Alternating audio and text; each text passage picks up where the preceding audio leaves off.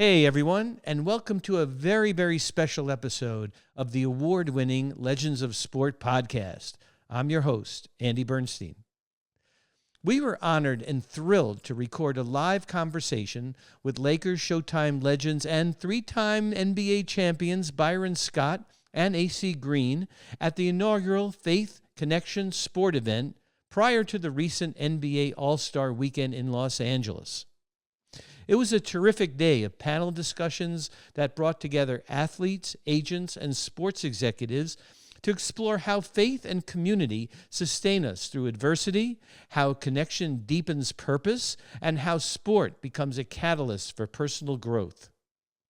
Big thanks to my good friend Saul Garlick and his company Fabric for inviting me and Legends of Sport to be part of this important event, as well as Rabbi Erez Sherman and Sinai Temple for hosting. I was able to meet some great people there, including Project Max founder Eric Rubin and fellow ambassadors Eddie Curry, Tamir Goodman, and others, as well as catch up with the great Lisa Leslie and so many of the attendees. This conversation with AC and Byron went beyond the court with some great Showtime memories and stories mixed in. So folks, enjoy this episode from Faith Connection Sport, and as always, I'll see you on the backside. Andy's become a dear friend, an amazing mensch, a great person, and Andy, he knows the greats. He interviews the greats with the Legends of Sports podcast, and now he's going to sit down with Byron Scott and AC Green for a live recording of Legends of Sport. Thank you so much. Well. Hello, everybody. Saul, thank you for that glowing introduction. Hello. I'm Andy Bernstein. I'm thrilled to be here with two great friends, two great champions. I want to thank Rabbi Sherman. I want to thank Sinai Temple, Saul Garlick, of course. A big shout out to Temple Sinai of Glendale. We got our Cantor Allison right here, moonlighting as a photographer, doing my job. So thank you, Cantor. And everybody who came out for this first edition of Faith Connection and Sports. So like Saul said, we're going to have a great conversation here with these two gentlemen, but I just want to let you know a little bit about myself, okay, first. My real job was I worked for the NBA as their official photographer for 43 years. I shot 40 straight NBA finals, 38 All-Star weekends. I am not working this weekend, so I'm done. I retired off the court after the season in 2024. I've been building a platform called Legends of Sport and kind of ran out of bandwidth at my age, so I said, something's got to give, and my back said enough. Like, get off the court. I'm not supporting you anymore.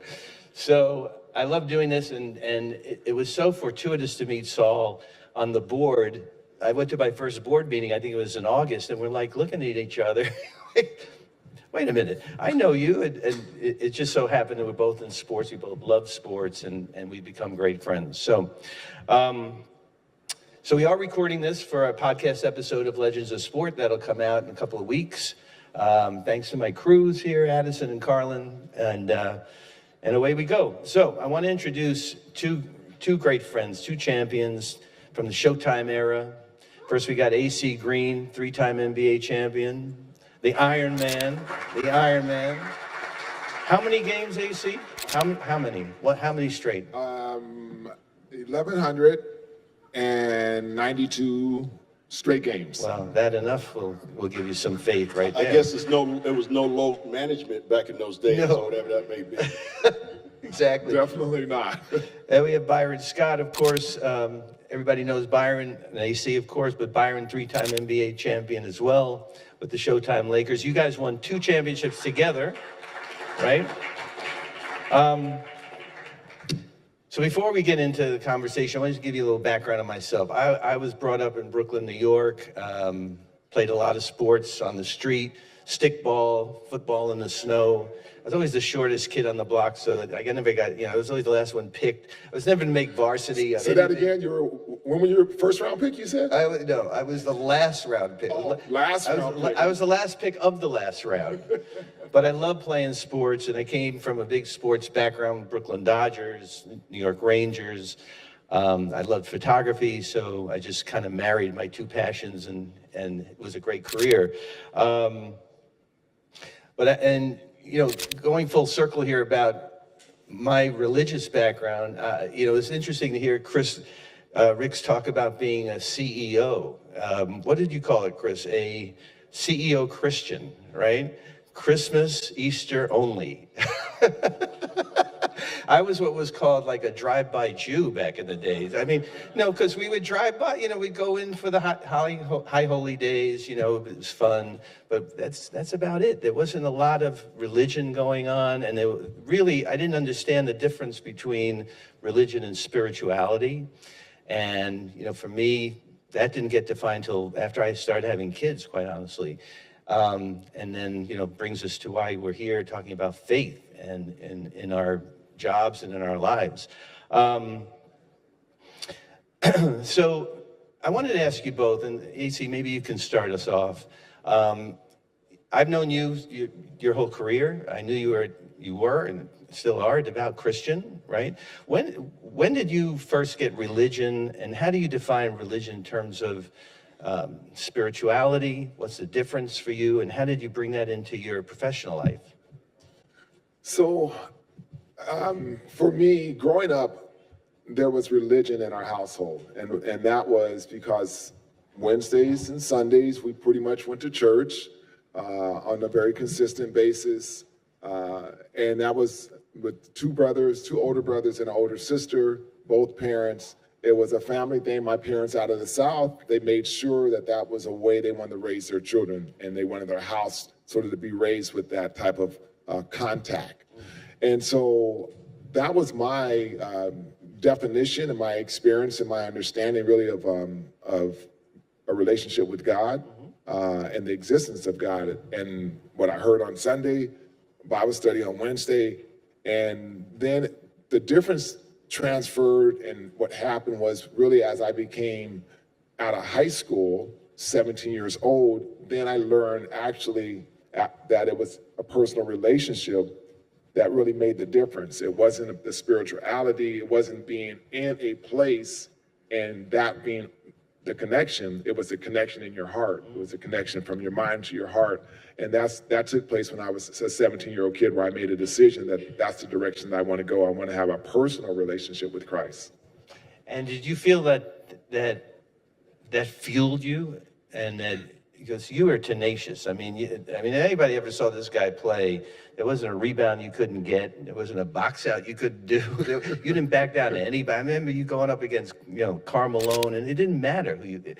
But did you feel that was sort of, I don't know, like faith was in your back pocket, sort of driving you? Yeah, the great thing about it was, yes, I knew faith was behind me, on the side of me, and as well as in front of me. Yeah. And it was one of those things, because of that confidence of who God had made me and transferred me from being that a teenage kid who was looking for, trying to understand what a relationship with God was about, to having that personal relationship, and then also receiving and understanding that there's a power that comes with that, and a confidence that comes with that, and a faith that comes with that. And so that just connected to everything that I did in life, and it just so happened basketball was part of that. Yeah. And so therefore I didn't, nothing was bigger. The God that I started to know, love, and come to understand, there was nothing bigger, greater, more powerful. Therefore, it was nothing I was afraid of other than Byron Scott. Yeah, I was at those practices, I know. So Byron, what about you growing up, and, different upbringing, right? But can you talk about if there was religion in your house, if there was spirituality that was discussed when you were up and coming, and where you are right now? Well, it wasn't really spirituality that was talked about in my household. You got to remember, again, I grew up in Inglewood, California, pretty gang-infested city, and trying to get home every day. We would get a bunch of guys just so we could go to and from school without having any problems. Yeah. Religion-wise, I did have a really good understanding from my mom and my dad that there was a higher being. And my dad, as I remember when I was in college, became an ordained minister. So he tried to really push religion on me a little bit more. He tried to be a little bit more aggressive with it. And again, being young, and in college, it's kind of feeling my oath. Yeah. As far as being an NBA player, because that was my dream when I was 12 years old. I would say I kind of resisted, for a while. The thing that's so great about being on this panel with Junior, I'm sorry, AC Green. I got to find out. I know y'all where don't that comes know. from. You're probably going to find out a lot of little things today about being this guy here. But when he got on the team, and to watch him and the faith that he had, and the personal relationship that he got me more involved in understanding what it meant to have a personal relationship with God. I got rebaptized with this man. Is that right? Wow, I didn't know that. And then, years and years later, when I met my wife, who I've known for 13 years, I converted to Catholic and got rebaptized again. But this man had a lot to do with bringing God into my life and understanding what having a personal relationship with God really meant. Wow, I did not know that. Yeah, like I said, there's going to be some things you might find out here today that you didn't know, Andy. But let's let the people know where Junior comes from. How did that moniker come? He's a junior. This is AC Green Jr. And so from his rookie year on, from the first day that he got with the team, he's been junior. Now, Junior is a very affectionate way of us saying it, but there was times where I was saying Junior with a little bit of a meanness and authority, because I did one big mistake when Junior was a rookie. I told him, look, I know you're here by yourself. I have a wife and kids. Man, you are welcome to the house anytime. Come over, have dinner with us and all that. Well, when I said that, I meant one time. I didn't mean to come over. He would come over to the house, going straight to the refrigerator, get all my leftovers, eat all of them up, and then leave the house. So it was... And you're still friends today? It was just one of those things that I was like, Junior, you can't keep coming over to the house and eating up all my food, But I had to let him do that because of what he had brought into my life. So I felt like I was obligated to let him come over and eat all my food. I know we're talking about faith and all that, but let's talk about the nicknames at the Showtime Lakers. I think every guy had a nickname, right? So what was your nickname, B? Well, listen, we all have rap nicknames. Okay. Except AC. We didn't give him a rap. We didn't give you a rap nickname, did we? We just called him Junior. Junior, right? Yeah. My nickname was Baby B, but my rap name was Cool Mo B. Coop, we all called him Koopaloop, but his rap name was Big Daddy Kane. So we did this for a couple of reasons. Number one, when we're out and about and people are yelling, Coop or Magic or whatever, if you yell their nickname, like I would see him out and about and he would be walking away and there's people that are trying to get AC, and he's trying to get to his car and I would say, Junior, that's all you need, right? He know that means somebody knows him. Magic Johnson we call Buck. So if he's walking around and you say Buck, he's gonna turn around because he figures that's somebody who knows him.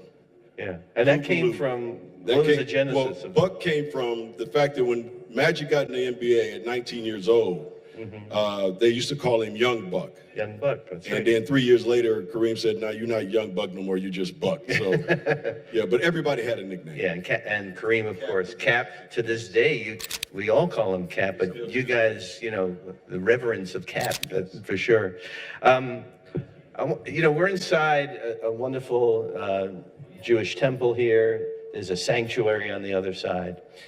Let's talk about the sanctuary in your guys' life, which is the locker room. I felt it every single time I went in there. First time when Pat Riley was coach, and Pat, it's the inner sanctum. I mean, it's where you guys can be yourselves. Once the media is out of there, you trust each other. And Pat Riley had a very famous saying about the Showtime Lakers, that the Lakers were 12 plus 2 plus 1. 12 players, 2 coaches, it was Pat and Bill Burka, 1 trainer, Gary Beatty. Everyone else was a peripheral opponent. Wives, girlfriends, media, photographers, other people working from, front office. And then fast forward to Phil Jackson, who literally made it a temple inside. I mean, with Sage and Phil took it to the next level, right? What was the brotherhood inside the locker room like? When you guys were going out and I was in there, but for you guys, all different backgrounds, different races, different religions, whatever, but you guys are a team ready to go, like, kill the other team. I mean, I was in there, during the Celtics, Laker heyday, of course, Shaq and Kobe's time, all of that, Michael Jordan's time. It always amazed me how everything just went away with one mission in mind, right? I mean, do you define that as like faith in each other, trust? Like how, in the context of why we're here today, like how do you define that brotherhood? Yeah, I think it is faith, and that is our sanctuary. When you're on a basketball court or when you're in the locker room, that is the place that you should feel that you could be yourself, and you're with your brothers, And I think the great thing about our team was the fact that we never wanted to let each other down. When you got ready for training camp and you're ready for the next season, you got yourself in the best condition possible because you never wanted to let your teammates down. I never wanted to let him down, Magic, Kareem, James, anybody. So you let them down by coming into camp out of shape, not ready to play, going out at night, partying, things of that nature. And our team wasn't about that. It was all about trying to win championships. And in order to do that, you have to have faith and trust in each other. And I think our team had the ultimate faith and trust in one another. And I think to this day, Andy, those 2 elements right there are the reason that we are so close as a group now. I can call Ace and say, hey, Junior, I need you to be here on this date. Is it possible? I'm there, B. Irvin called us the other day. It's like, look, I'm doing another Showtime reunion in September. Here's the date. Put it down. You good? We good. Wait a minute, I didn't get that call. Oh, you probably will. I think he doesn't put the camera down. You probably will. But it's that type of connection that we have as a group that I think keeps us as one of the greatest teams that ever played. Yeah. Because there's not many teams that have that type of relationship now. Chicago Bulls don't have that relationship. Yeah. Scotty's saying all kind of stuff about Michael Jordan. I mean, it's crazy. Yeah. The Celtics don't have that type of relationship, Yeah. So it's something that we truly believed in the locker room, that, our faith is connected to one another and our trust in each other was so valuable. And not only, the players, but we trusted Riles. We trusted our coaching staff. We trusted, Gary Vitti, and that's why he said it's 12, 2, and 1. 12 plus 2 plus 1. Peripheral opponents, yeah.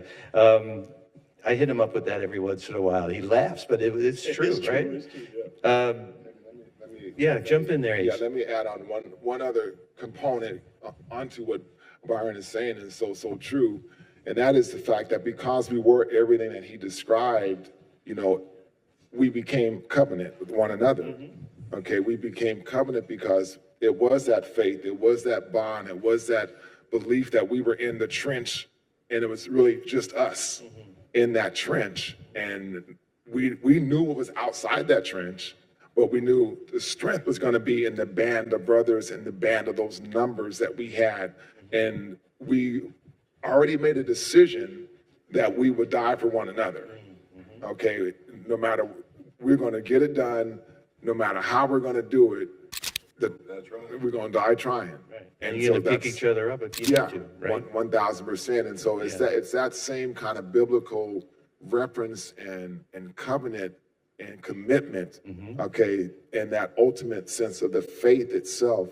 Because if you didn't believe in one another, you can't get in that trench, and you won't get in that trench. You're just going to drive to the game and just keep on driving, and so it's one of those things. But that also applies in our life, and as well as everybody's lives in here, right, even right now today. Yeah, for sure. I mean, we're all going to hear from Lisa Leslie later, Hall of Famer, of course.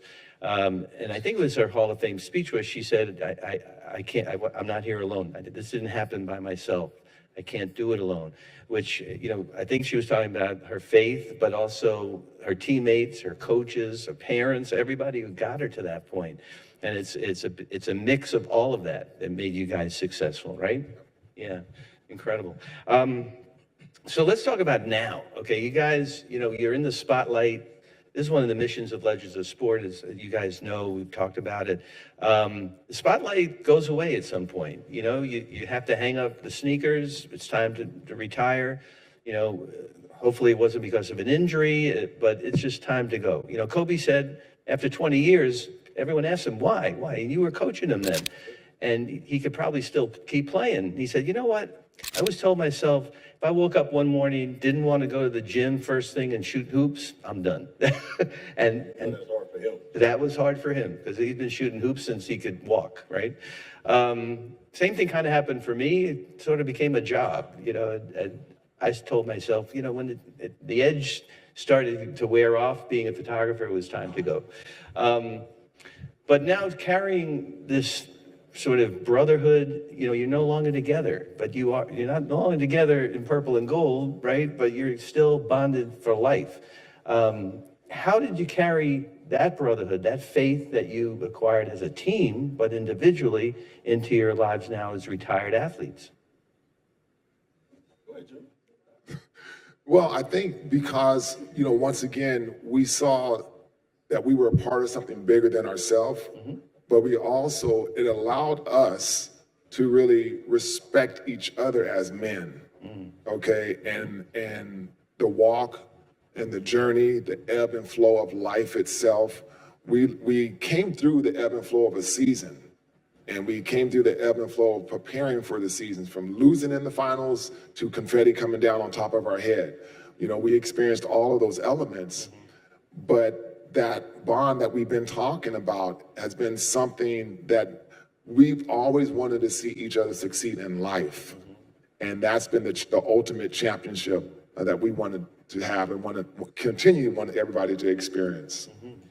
I think the thing that's really crazy about the Showtime era, and AC said it just now, is, the bond that we still have. But I think it's even crazier, Andy, that we're still relevant in the things that we do. Yeah, you know what I mean? sure. I mean, Yeah. Junior does I have a podcast, but he does his charity events, his basketball camps. He's got a foundation. We're all still doing a lot of things, and most of it is all based on community work. Trying to give back to the youth and trying to give them a better opportunity or a head start in some of the things that we've been able to achieve. So just the fact that Magic has thrived, Coop has thrived, and all our guys that you look at back in the Showtime era are still very relevant in the things that we're doing. Obviously, a lot of it has to do with our faith and our belief as well. And I think, again, we're here for a higher calling. Yeah. When it's all said and done. Yeah, there's a writer, David Brooks, who most people know is a great writer. He wrote a book called The Second Mountain. Are you guys familiar with that? So the first mountain in life is attaining and working hard and getting, as athletes, winning championships and, getting the Hall of Fame, whatever it is. And then that's over. And then you start coming down into the valley. And we've all been in the valley, right? And we've all been there and said, what do I do now? And as athletes, you guys hit the valley a lot younger, honestly, really. I mean, you're in your late 30s, right? Maybe 40 at the most. But the second mountain is all about service. It's all about building back up and coming back up, giving back from everything you attained over there in that first mountain, which I truly believe. I think it's one of the reasons we're all here today, because we want to speak about our relationship with service. And AC, I know you're tireless out there in the community, right? Byron, I think anytime Lakers or anybody calls, you are there. Magic's Foundation, whatever. I see on your Instagram, like every other day you're doing something, both of you guys. And what message do you think that sends to the players of today? Because the mentality of the players today is a lot different. You know, I think money changes things. I think maybe upbringing, right? We don't have to get too deep in the weeds about it. But for those guys to see what you guys accomplished, right, and are still doing, do you think it makes an impact on them? I think to a certain extent. I think there are certain players, but, you know, today's players, and I'm not trying to bash this new generation of NBA players or college players or whatever the case may be, but they have much more of a me instead of a we attitude.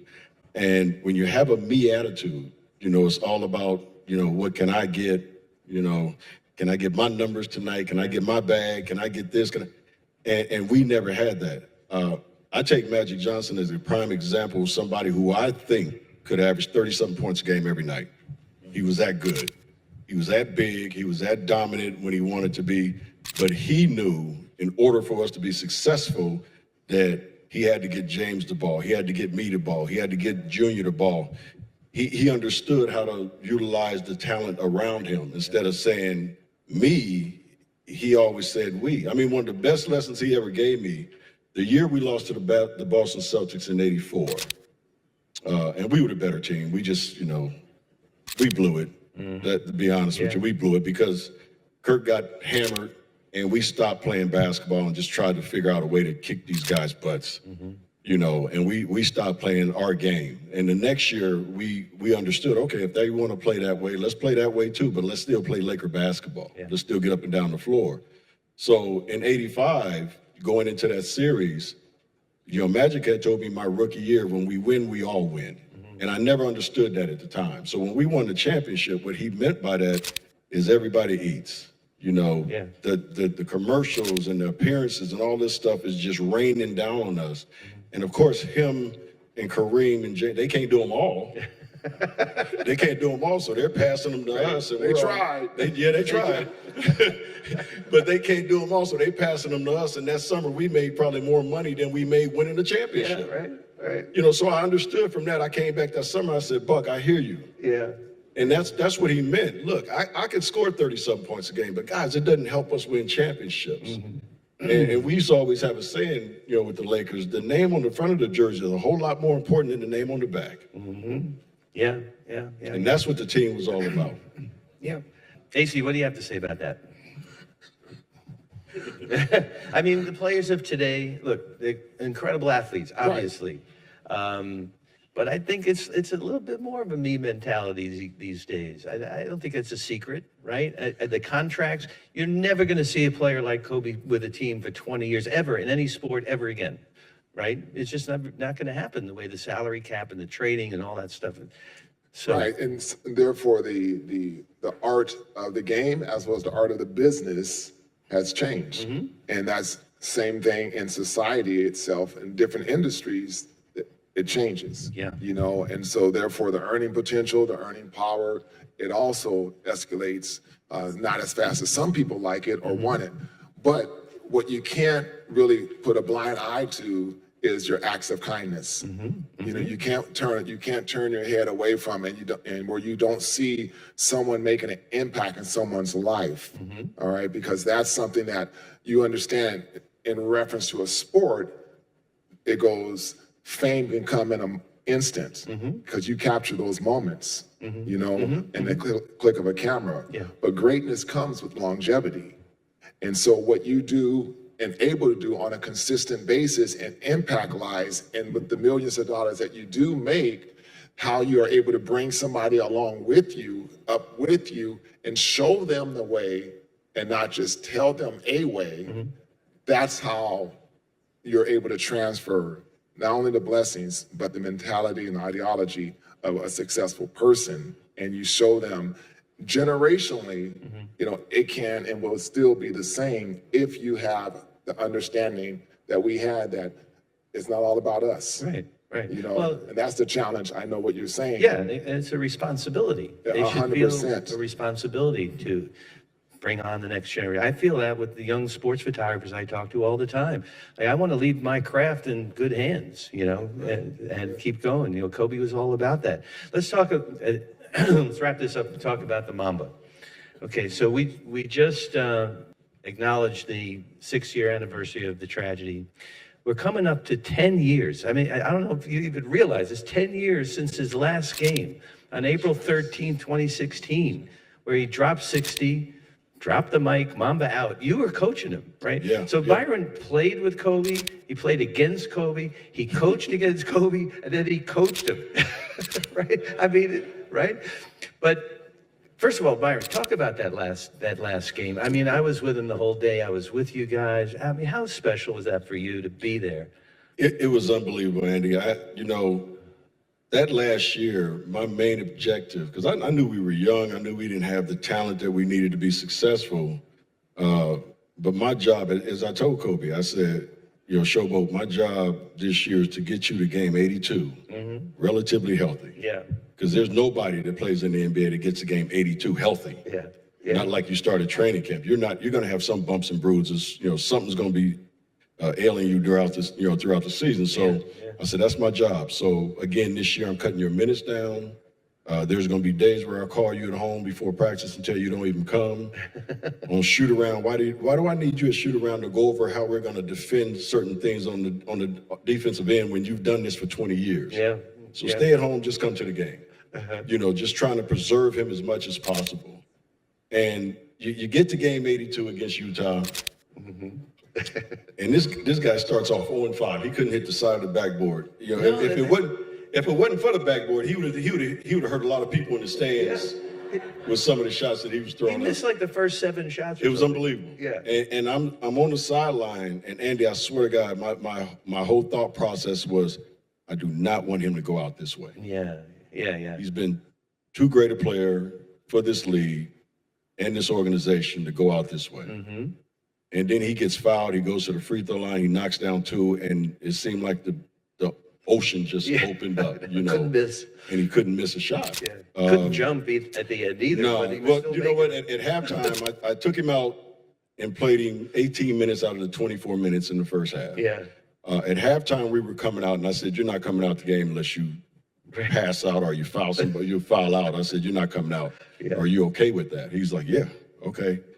So there were times in the fourth quarter, Andy, where I looked over at him, and this guy, you could just see his whole chest moving. He was so tired. And I was telling my coaches, I said, "Man, he's exhausted." Yeah. And I would go to the bench, and I would kneel down, and I'd look at him. I said, "You okay?" Yeah. And he would raise his head, look at me. "Yeah." I said, can you go?" "Yeah, I'm good." I said, "Okay." I said, "So here's the play, guys. Kobe, you got the ball here. Everybody else get the hell out the way." Very simple. It wasn't like Utah was like giving him anything either. No, They were Utah. defending I think Utah was playing hard. They didn't want to be embarrassed. You were there that night, right?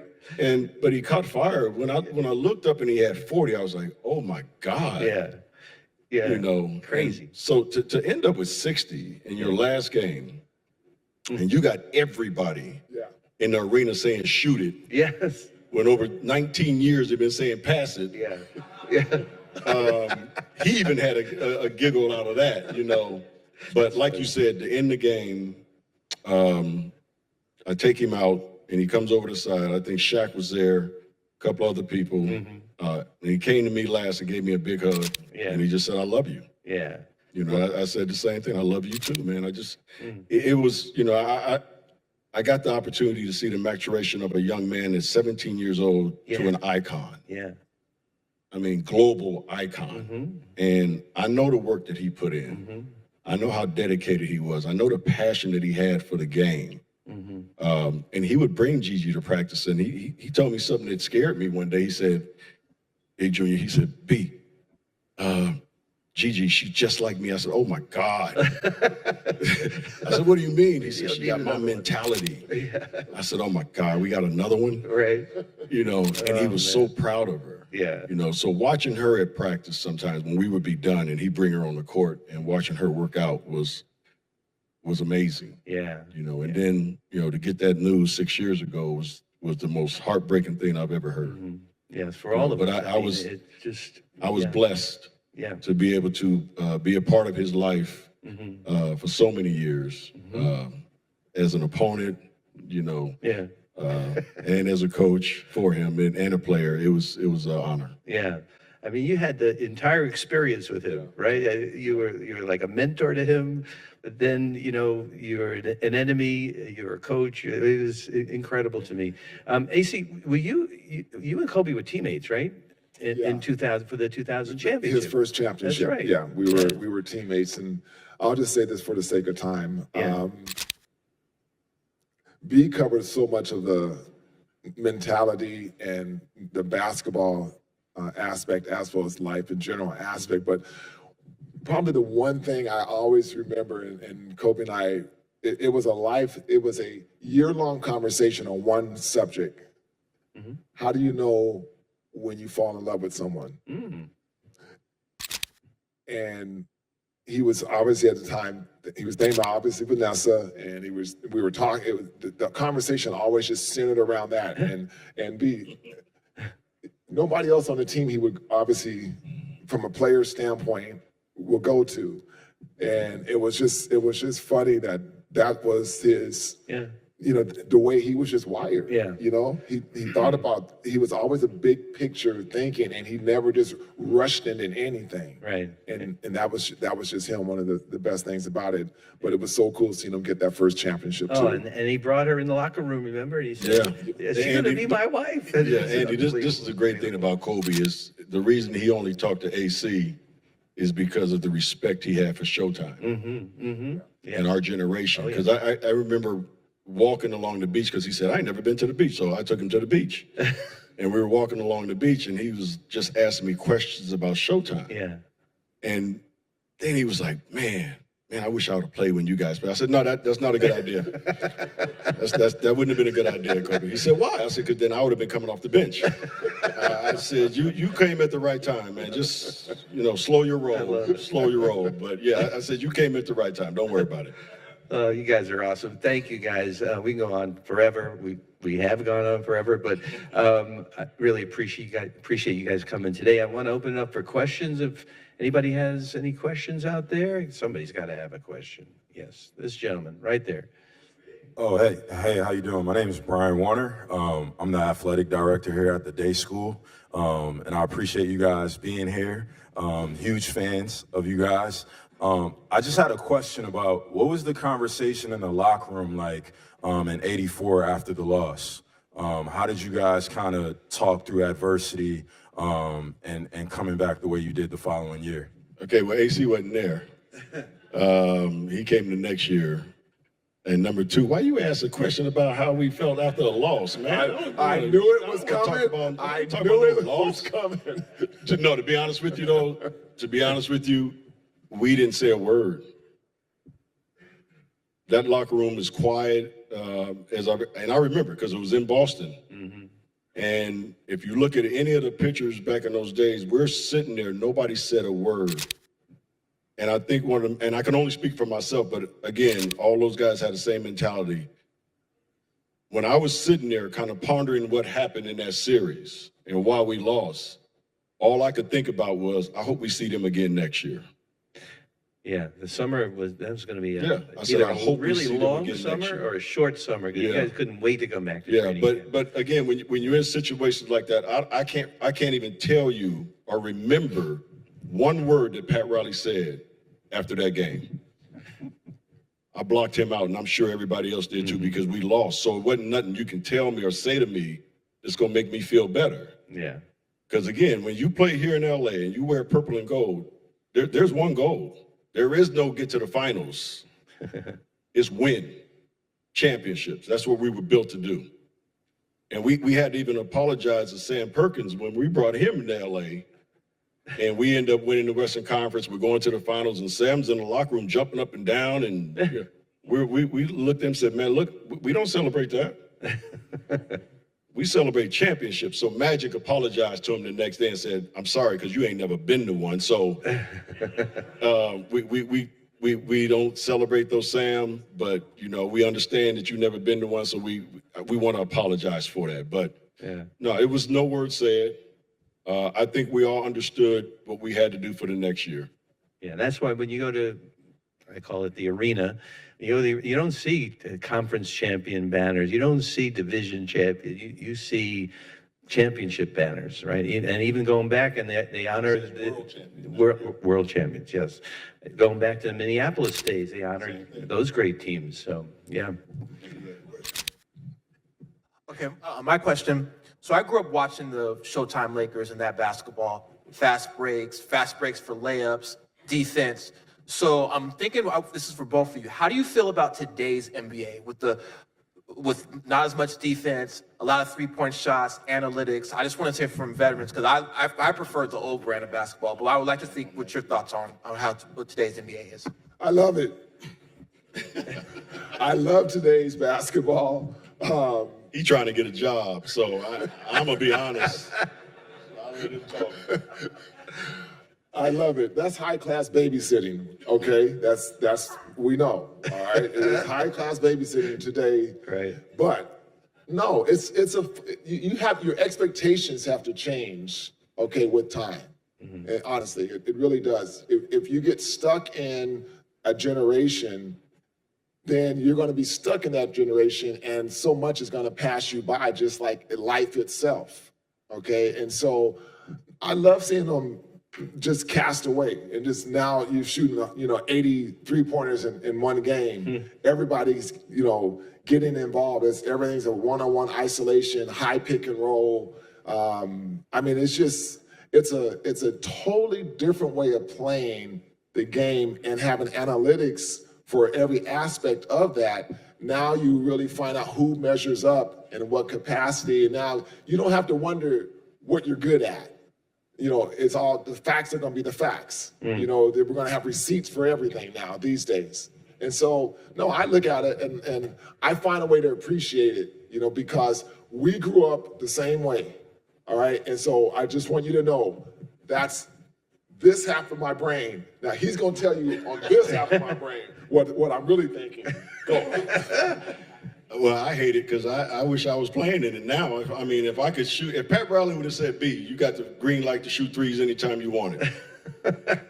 Come on, man. Yes. I wish I was playing in this era, but being who we are in the era that we did play in, now I will say this, these guys are unbelievable athletes. Some of them are extremely skilled on one end of the floor. It is a totally different game because defense is played like the guy who's fighting the bull with the red cape, ole, and just kind of let him go, but it's entertaining. Now, I will say, as a basketball purist and a coach, I think it would be a whole lot easier for me as a coach to prepare for these guys playing today. Mm-hmm. Because just like Junior just said, everything's high pick and roll and isolations. That's easy to prepare for. When you got a team like Golden State, when they were winning back in the day, right, with continuous movement. Right. Mm-hmm. Steph Curry is, one of the greatest shooters we've ever seen, if not the greatest that we've ever seen. But people forget how great he moves without the ball. Exactly. Right? It would be hell guarding this guy every single night, because when he has the ball, he's dangerous, but when he gets rid of it, he's probably more dangerous. Mm-hmm. Right? So in preparing for these guys today, it's easy. So as a basketball purist that loves watching the game of basketball, I don't watch the NBA until they get to the Western Conference Finals and Eastern Conference Finals and then the NBA Finals. I go to about 10, 15 games a year that we go to, and most of them are because the Lakers want us to come there to meet people and say hello and things of that nature. For me, the other 7 or 8 is because my wife wants to take friends and family. There might be 3 games that she say, you want to go to this game? Yeah, I want to go that one and this one and this one. And that's because I want to see that certain player who plays the game the right way. Mm-hmm. So for me, it's hard to watch, but Ace is right. The game is being changed, and obviously sometimes change is good. But yeah, if I'm coaching again, which I would love to do, I still got to go back to the basics of fundamentals. Mm-hmm. And a lot of these guys don't have it. And one of the main reasons that European players are being so successful in the NBA is because of their great fundamentals. They're not athletic as we are, the American players, but their fundamentals. Look at Joker. Mm-hmm. Look at Luka. Yeah. Look at really the top 10 players in the NBA. Probably half of them, or not more, are European guys. Yeah. Nikola Jokic can't jump over a phone booth. Yeah. But he's 6'11". His fundamentals and his footwork are unbelievable. He can post you up, he can get the mid-range, and he can shoot threes. He's a triple threat, which is what we were all taught when we were young. That's why he dominates. Because he does not have to live on his athleticism. He can beat you with his fundamentals and his brain. And that's the type of players you want. And we take one more question, guys. One more. Mike, so I win. B. Junior, thank you so much. Thank you for your leadership. If I could for a moment and bring this back to faith a little bit, I want to just take a moment to ask the $15 million question.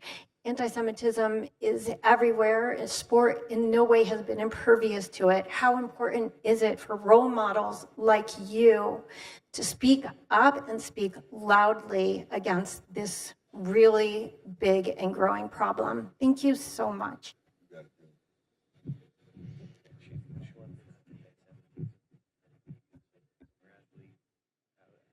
Yeah. Right. Okay. No, it's a great question. Okay, I had to make sure I heard the question because you have that nice soft voice, and so I had to make sure I heard the question. But no, generationally, okay, God's given us a lot of gifts and talents, but also a voice. You know, and what we do with those gifts, talents, and the last piece, that voice, is really going to be up to us if we're going to try and honor Him or not at the end of the day. And by honoring Him, the reflection of the things that He likes and the things that He doesn't like is really the ultimate litmus test. It's not about how I feel. It's not about what I think. If I am going to be true to my faith, and because my faith, if it's not about me and it's about Him, then what makes Him happy, what makes Him smile, what makes Him pleased should be the things that I should feel the same way, and that's my pursuit. So when I see something wrong, I see something that's happening before me, or I hear something, you stand up against that. You speak against that. You know, you address that, because that's the same thing I believe God would do Himself. Okay, and so that's how I've always felt, and that's why we've always connected in the sense that we stand up, and especially for those who haven't been able to stand up for themselves, or maybe don't have that same voice, or maybe don't have that same platform. You can watch the different networks today. You can watch your C-SPANs, and you hear a lot of the congressional things that even go on this week, and you hear and you see a lot of things that are happening outside of our touch, but we understand exactly what's really going on. I said this last night to some young people. I said, look, when you have a chance in your middle school, in your high school, and the police officers were on the other side of the room, and I said, and you have a force, and you have your ICE, and you have your other Border Patrol, you have those inside of whatever element that you're in, you see something wrong, it's up to you to address it. You might not be able to be the ultimate changer and change maker in that situation, but shame on you if you're just gonna sit there and just watch it go before your very eyes and act like it's not happening. And so I appreciate the question, okay, but I think it's your God-given right as well as your God-given talent to address it, especially for those who can't speak for themselves. That's something that we've always been committed to as even a Laker Nation, a Laker family, is really how can we appreciate and love our community and our Laker world, okay, if we don't really stand up, especially for righteousness, okay, because that is something that is bigger than all of us. But thank you for the question, though. Well said. Thank you for the question. Thank you to everybody. The question, sorry we couldn't get at everybody's question, but guys, thanks. I can't thank you enough. On behalf of FCS. Andy, always a pleasure, Andy. You guys are the best. Love you guys. Thank you all. Thank you all for coming. Thank you. Thank you.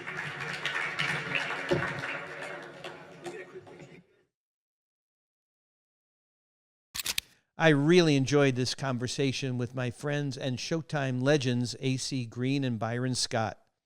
Thank you to both of them for taking the time to join me and to everyone at Faith Connection Sport. Big thanks to Saul Garlick and his company Fabric for inviting us to participate, as well as Rabbi Erez Sherman and Sinai Temple for hosting this very important event. I hope this becomes an annual event at NBA All-Star, as well as other major sporting events.